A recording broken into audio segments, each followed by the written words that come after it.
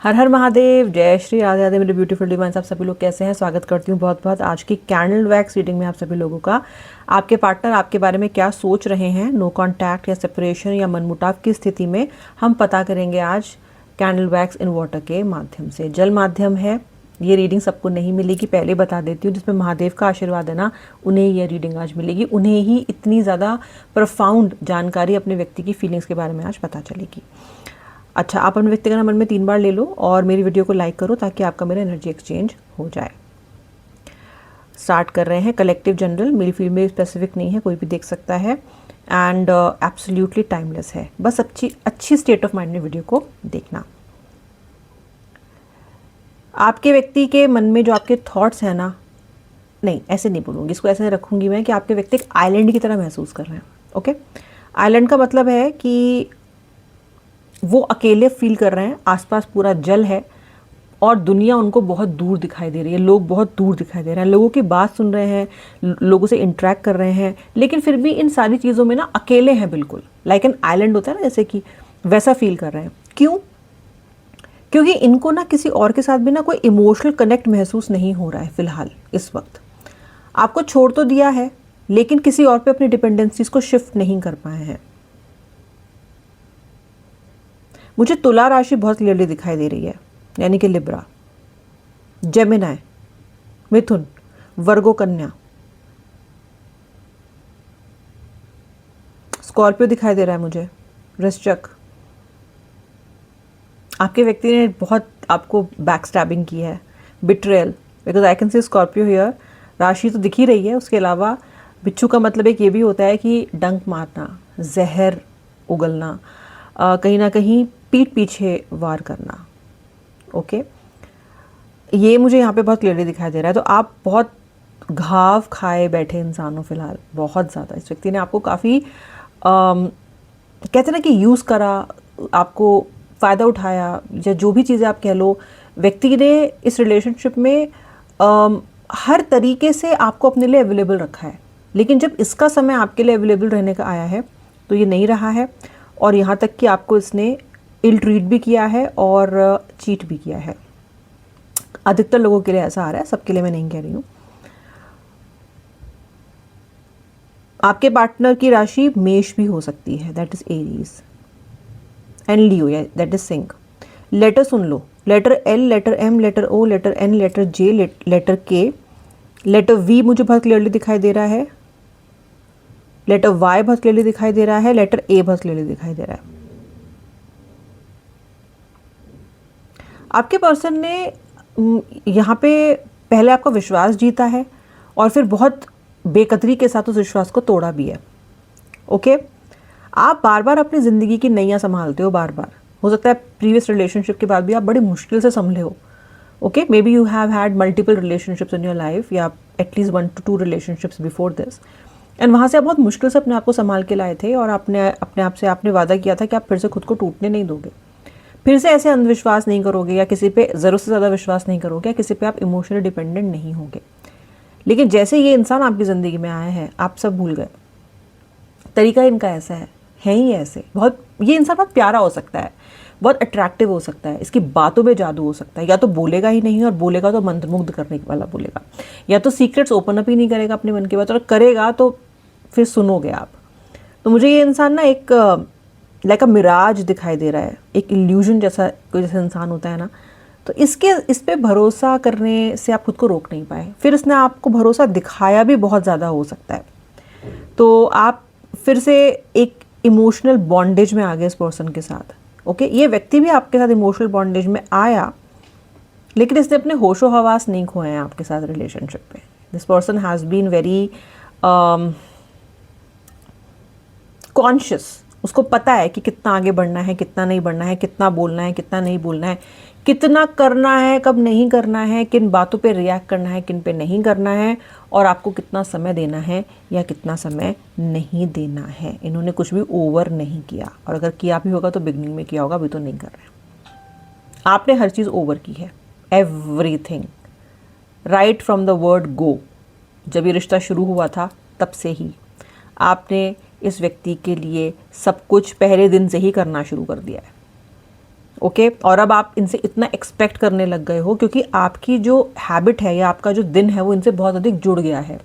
अगर इनसे बात नहीं हो रही है आपकी तो आपका दिन ही नहीं कट रहा है, कटता ही नहीं है आपका दिन। इनसे बात हो जाती थी तो you have something to look forward to, आपको अच्छा लगता था, आपका दिन अच्छे से कटता था, आप और चीज़ों में ध्यान लगा पाते थे। अभी कुछ समय से जब से इनसे आपकी बातचीत नहीं हो पा रही है तब से आपका किसी भी काम में दिल नहीं लग रहा है। ऐसा लग रहा है आपको कि आप कोई काम करो ही क्यों, क्या फ़ायदा है। जब ऐसा लगने लग जाता है ना कि ये करने का फ़ायदा ही क्या है, वो तो मेरी ज़िंदगी में है नहीं, जिसको मैं पसंद करती हूँ मैं पसंद करता हूँ, तो क्या फ़ायदा है इससे, इस अपने लाइफ में खुश रहने का फ़ायदा क्या है। आपको ऐसा लग रहा है कि अगर ये व्यक्ति आपकी ज़िंदगी में नहीं है तो आपको खुश रहने का ही कोई फ़ायदा नहीं है। देखो कितना इल्यूजन आ गया आपके अंदर। आप अपनी खुशी को 100% इस इंसान से ही जोड़ रहे हो। ये है तो मैं खुश हूँ, ये नहीं है तो मैं खुश नहीं हूँ। And that is really really affecting you, क्योंकि इस टाइम ये व्यक्ति आपको उतनी ना तवज्जो दे रहा है, ना ही आपके इमोशंस को उतनी कद्र दे रहा है। अपने कामों में लगा हुआ है, अपनी चीज़ों को ज़्यादा करने की कोशिश कर रहा है, अपना करियर, अपने फाइनेंसेस। एक चीज़ मैं आपको बता देती हूँ, mostly after 7 PM in the evening इस व्यक्ति को आपकी काफ़ी याद आ रही है।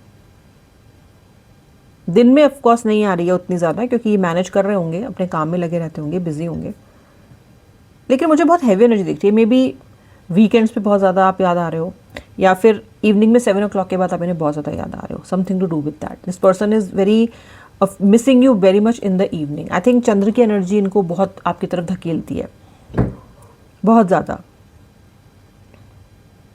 ऑल्सो इवनिंग्स में या नाइट में इनसे आपकी बातचीत से ज़्यादा पहले होती थी, या बहुत ज़्यादा आप इनसे बातचीत किया करते थे उस समय में, तो उसमें आपको बहुत वैक्यूम बहुत फील कर रहे हैं, बहुत कमी महसूस कर रहे हैं। क्योंकि इनकी जैसे आपसे बात होती थी ना व्यूअर, वैसी इनकी किसी से भी नहीं हो रही है अभी। उतनी मार्मिक बात, मन से मन की बात, हर चीज़ नहीं बता पा रहे हैं ये अभी लोगों को, या जिससे भी कनेक्टेड है फिलहाल। अगर इन्होंने आपको किसी और के लिए भी छोड़ा है तो भी ना वो जो एकदम अंदर की बात होती है ना, बिल्कुल जो एकदम परत दर परत खोल के बात की जाती है ना, वो नहीं हो पा रही है। अच्छा, जहाँ ड्रॉप जा रही है वैक्स की वहीं ठहर रही है। आप देखेंगे तो ये पूरा एरिया खाली है। It can travel also here little bit. कई बार वैक्स बहुत मूव करता है, ट्रैवल करता है। इधर अभी नहीं कर रहा, अभी इधर इधर सिमटा हुआ है। यानी कि इन्होंने अपने आसपास बहुत हैवी बाउंड्री बना रखी है। इन्होंने सोच रखा है कि मुझे अभी कोई एक्शन नहीं लेना है।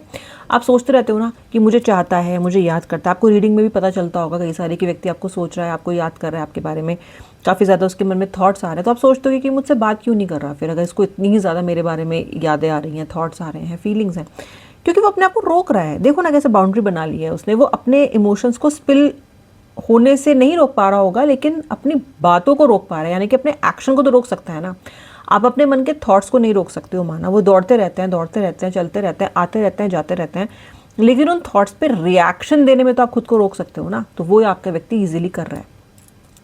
तो फीलिंग्स में कमी नहीं है, आपकी याद में कमी नहीं है, लेकिन एक्शन लेने से व्यक्ति बच रहा है, रोक रहा है खुद को। और आप अपने आप को भी तो उनसे कंपेयर कर रहे हो ना बार बार। आप ये सोच रहे हो कि मैं स्थिति में क्या करती, अगर मुझे किसी की याद आ रही होती तो, या मैं स्थिति में क्या करता। आप तो उनको तुरंत कॉल करते, ठीक है, आप तो तुरंत कॉल करते। तो आपको ये समझ में नहीं आ रहा है कि ये क्यों नहीं कर रहा है मुझे, क्योंकि वो आप अलग इंसान हो, वो अलग इंसान है। वो भी नहीं कर रहा क्योंकि वो अपने आप को रोक पा रहे हैं। और ये व्यक्ति इसमें बहुत अच्छा है, ये रोक लेता है खुद को। इसको अपने आप को डिस्ट्रैक्ट करना आता है, ऐसे डिस्ट्रैक्ट कर लेता है खुद को। ओके, या तो अपने आपको विक्टिम बना लेगा, या आपकी गलत बातें, जो भी बातें सही नहीं रही हैं आपकी तरफ से, जिस पे भी इसे गुस्सा है, उन्हें सोच लेगा। कोई गेम खेल लेगा, कुछ बिंज वॉच कर लेगा, अपना पुराना पेंडिंग काम कर लेगा, कुछ तो कर लेगा, लेकिन ये अपने आप को संभाल लेगा। आप नहीं संभाल पाते। आप कुछ भी काम करोगे, लोगों को सही फंक्शन करते हुए भी दिखाई दोगे, लेकिन अंतर मन में इनके बारे में ही आप सोच रहे होते हो। बड़ा इवन सी मुझे एक इमेज दिखाई दे रही है। इस तरफ भी वैक्स है, इस तरफ भी वैक्स है, बीच में इस लाइक का काफ़ी डिपॉजिटेड मुझे दिखाई दे रहा है। ओके, कोई भी दिनचर्या में हो, ये कुछ भी कर रहे हो, कोई भी गोल बना रहे हो, कोई भी प्लानिंग कर रहे हो, लेकिन सेंटर में आप ही हो। In the centre of his और her heart it is you. यानी कि आपके थॉट्स, आपकी याद परमानेंट है।